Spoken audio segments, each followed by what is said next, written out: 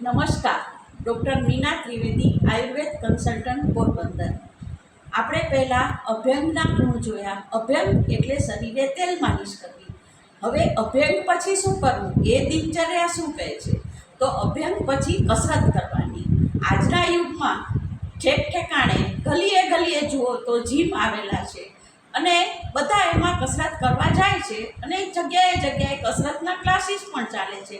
એટલે કસરતના શું ગુણ છે એ કાંઈ વધારે કહેવાની જરૂર નથી, પણ આયુર્વેદ શું કહે છે? કસરત કરવાથી આપણે કામ કરવાની શક્તિ વધે છે, ચરબી ઓગળે છે, જઠરાગ્નિ પ્રદીપ્ત થાય છે અને જે પર્પઝ માટે અત્યારના યુવાનો જીમમાં જાય છે એનો પણ ઉલ્લેખ છે કે શરીરના અંગે અંગ જુદા તરી આવે છે. આ તો અત્યારના જીમવાળા કહે છે, પણ આ તો હજારો વર્ષ પહેલાં આપણા ઋષિઓએ કહેલું છે. તેથી કસરત કરવાથી અનેક ફાયદા છે, પણ કસરત એના સીમામાં રહીને કરવી જોઈએ. વધારે કસરત કરવાથી આપણા હૃદયને પણ નુકસાન થાય છે, થાક લાગે છે અને બેચેની થાય છે. કસરત કર્યા પછી પરસેવો વળે છે તો પછી શું કરવું જોઈએ? ઉદ્વર્તન.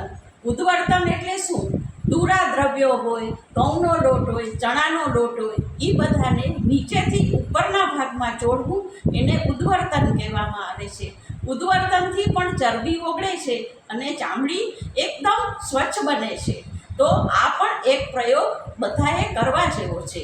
એટલા માટે આપણે ઉદ્વર્તન પણ એક અગત્યનું અંગ મનાય છે. પછી સ્નાન કરવું.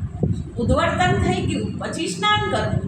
જો કે આપણે અત્યારે બધા વિવિધ પ્રકારના સાબુઓ વાપરીએ છીએ, બોડી શેમ્પૂ વાપરીએ છીએ, છતાં પણ આ બધી વસ્તુઓથી ઉદ્વર્તન કરીને સ્નાન કરવાથી ઘણા ફાયદા થાય છે.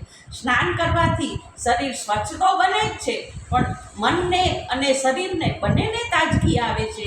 વધારામાં પરસેવો, ચડ આવવી વગેરે બધા રોગોનો પણ નાશ થાય છે. પણ સ્નાન કરવામાં પણ પાણીનો ઉપયોગ કેવો કરવો એનો ઉલ્લેખ આયુર્વેદ આપે છે. આપણે હૂંફાળા ગરમ પાણીથી સ્નાન કરવું જોઈએ, પણ શરીર ઉપર, વાળ ઉપર ગરમ પાણીથી સ્નાન કરવાથી આંખોનું તેજ નાશ થાય છે.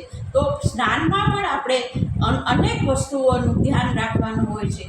ઋતુ પ્રમાણે ખંજવાળ આવતી હોય કે એવું કાંઈ હોય તો આપણે લીમડાનું પાણી ઉકાળીને પણ સ્નાન કરી શકીએ છીએ. તો આ બધી વસ્તુનું ધ્યાન રાખવાની જરૂર છે. હવે આપણે આગળ અન્ન ઉપર અને ભોજન ઉપર જોઈશું. મારો વિડીયો તમે સબસ્ક્રાઈબ કરો અને લાઈક કરો વધારે વિગત જાણવા માટે.